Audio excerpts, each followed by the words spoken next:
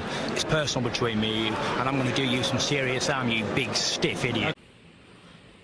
The untouchable True School Sports Empire proudly presents something the boxing game's missing. Hey, what's going on? It's your boy BT, and I came here to talk some boxing with the thousands of True School Sports subscribers. Now, this is the official post-fight review for Subriel Matias versus Jeremias Ponce, and the result of the fight is Subriel Matias makes Jeremias Ponce quit on the stool, beat the fight out of him just after the 5th round going into the 6th, and the referee waved it off. As the corner said they didn't want no more. They said no mas, like Roberto Duran. Now, he's the IBF champion. To my left, we got my dad. Man that we need the introduction. We know he's known all the world over. Before I get my thoughts, I'll swing it over to him. Pops, what did you make of the Subriel Matias, Jeremias Ponce title fight? I'll be honest with you. You got, for me, you got, whether it went only 5 rounds, whatever rounds it went, you got your money's worth in this fight. I would love to see this rematch again. It was a great fight. The way Ponce came out the first round, came attacking him. I didn't see Subriel Matias have any answer for him until later rounds. And the way he fought, I really loved it. Going back and forth. I would say it was evenly fight until that knockdown, to be honest with you, and until they started the stoppage. But Subriel came in that left, that nasty left that he got, actually worked for him. I mean, both fighters were great. I would love to see it again. I'm nothing to say bad about either fighter, but I will say, vamos Puerto Rico. Yes, sir. Yeah, Ponce came out, and I told you, like, a long time ago, when this fight was first mentioned, I said, he's going to bring the fight right to Matias. He's not going nowhere. Oh, my God. He threw 96 punches in the first round. And, you know, he had some success. He showed some success, but one thing I like about Matias is as the fights and the rounds progressed, you saw the defense get a little bit more tighter, more intelligent, and he wasn't getting hit as flush as he was in that first round. So that did him a lot of good. And like I was telling Pops, when you fight Subriel Matias, you ultimately get met the question of, I thought I wanted to win this fight, but do I really want to win this fight? Yeah, I mean, am I willing to like die to win this fight? Because that's literally what it takes to beat a Subriel Matias, because he's such an offensively dynamic and dangerous fighter. Yeah, and Matias came in there, and shout out to him. He said after the post fight interview, he came out and said that I was looking for a knockout in the 6th, and the fight will stop in the 5th. So, I mean, that's big news to him, but that does not take anything away from the Argentinian fighter, Ponce. I think he did a great job. He just fought a better fighter tonight, and it showed, but I would love to see it again. Yeah. So I give credit to both of them. I love to see it again, but like I was telling him towards the latter part of our live, and shout out to all you guys who joined us for the live.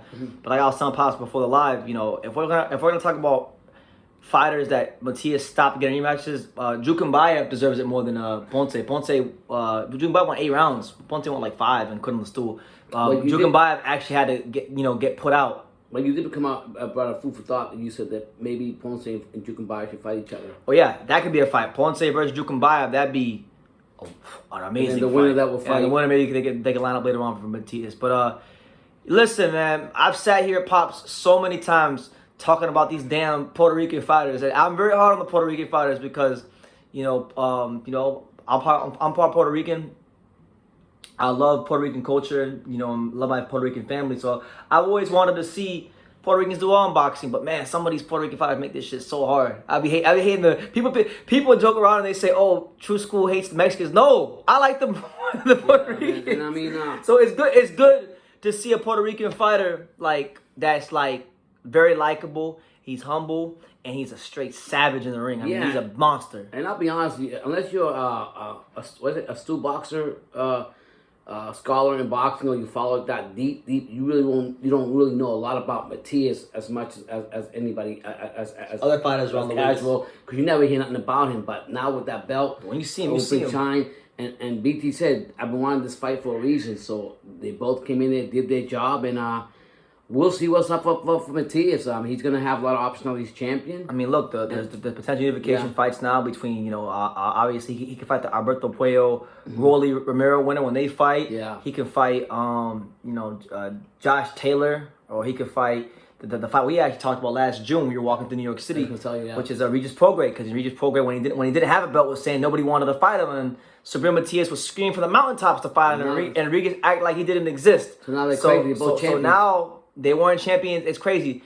Less than a year ago, they weren't even neither one of them was champions, and now they're both champions. So now that's the unification. That's probably the fight of the champions in the weight class that I like to see, because I think style wise, it's a hell of a fight. Yeah.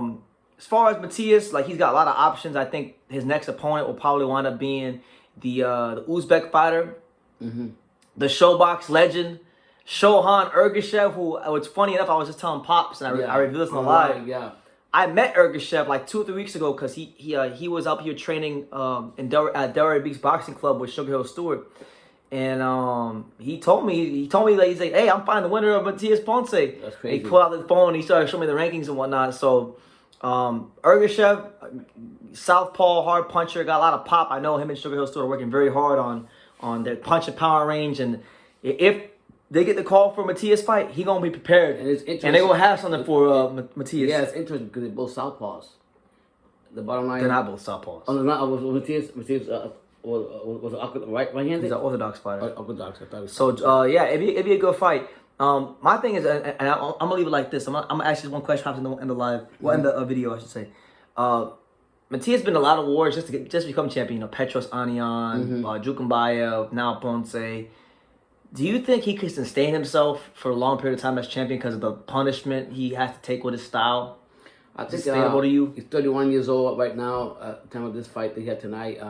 I think eventually you have to make a decision. Make your money, get out as fast as you can. So I'll say for a short time. I don't think he should be even more than, 4 or 5 years more into that the way he fights, because them headshots coming in back and forth can affect you later on in life. So, but it's up to him. Yeah, so he's here for a good time, not a long time. So he's here, yeah. Listen, man, every time he fights, it's a pleasure to watch him and see him do what he can do. I'm happy he became champion, because a lot of guys like him. Sometimes boxing politics can screw them over or delay their chance to get a shot. Look what we're seeing in the heavyweight division with Hergovich. You know, you could wait a long time to get your shot, and when you get it, you got to take it, because if you don't take it, you may never ever. If you're a guy like Matias, you may never ever get it again. So I'm glad he's champion, and hopefully, you know, these guys want to fight. And listen, any one of you 35-pounders, the big names that have these thoughts about coming up to 40, just make sure when you come up to 40, don't forget, don't talk about the WBA champion and WBC champion and WBO champion and forget about the IBF, because I know they like to do that sometimes. Yeah. They move up, you know, Ryan Garcia's 10 in the IBF, so if Ryan wants that smoke, he can get it. Devin Haney want to come up, he can get it. Tank Davis, he's a PBC fighter. Yeah. What a fight that would be if you know, of course, after the Ryan Tank fight and, you know, his whole legal stuff, but, you know, Subriel Matias is in the driver's seat. He's got options. What I like about him, and I watch him all the time on I watched him on another interview on another channel, and what I like about him, he's very humble. Like, even after the fight, they asked him, I don't see you jumping around getting this belt up. He said, no, why should I? So confident and quiet. He says, why should I? It took me 10 months to train for this fight and get to this point, so I knew what was the outcome was going to be, and God bless him, and so be it. So, vamos a Puerto Rico para que lo sepa. So there you have it, yeah. And then as far as the undercard, you had Alberto Palmetta. He fought Jamal James. You know, I know Pops was going for Alberto Palmetta. Palmetta's been a guy that's been waiting for a shot for a long time. Jamal James, for him, this is his first fight back since he got destroyed by Butiev in late 2021. And, you know, got to a bit of a rough start for Jamal James, but you know, he worked behind that jab and that long, tall, rangy frame of his. And he fought this volume punching style that was able to win him a lot of the rounds and put Alberto Palmetta's hands in his own pocket. Do you got any comments about Jamal James? Yeah, I mean, I got to give respect to him, because I thought that Palmetta's going to come in there with that power and being the shorter fighter, go to that body and you know, break him down, because Jamal James, you know, he disappointed last time, and I seen him today when he started the fight, I said maybe he's a little weight drain, whatever it may be, but the reality is, as the fight came on, Palmetta was just head hunting, and you can't do that in boxing. You can't just go for that head. You can't always just go for that, and that cost him. I think that cost him the fight more than anything else, and it gave more confidence to Jamal James. So shout out to Jamal James. Yeah, shout out to Jamal James. Good luck to Palmetta. And yeah, shout out to Palmetta as well. Jamal James, you know, there's some good fights out there for him in the lower levels of the welterweight division. I think maybe he can go fight like Cody Crowley, Harold Calderon, Pete Dobson. Michael McKinson, you know, that level I think would be good to see where he's at, because that's the level I feel like he needs to be at if he wants to push his career forward. So there was that fight. What was the other fight on the undercard? You had Adorno and Adorno, that's right. And I want to comment on this to end the video. Adorno versus Elvis Rodriguez. First and foremost, this is Elvis Rodriguez's second fight with PBC. I thought he looked. I thought it was always gonna be tough early on because Adorno's tricky. Adorno's a very good mover, very tricky operator, but the patience was there. He showed great patience, and then in the middle rounds he landed that big right hook that dropped Adorno. And as the fight wore on, you saw the patience and the power and the strength of Elvis Rodriguez kind of take over the fight, and he got a knockdown later on as well. So a good win for him, and his name's back in the mix of 140. And I think there's a lot of good fights out there for Elvis Rodriguez. I know he lost Kenneth Sims Jr., so that might be a fight he wants to get back. Maybe he winds up fighting Subriel Matias. What do you think about that fight? Elvis Rodriguez versus Subriel Matias. Yeah, that'd be a good fight. Yeah.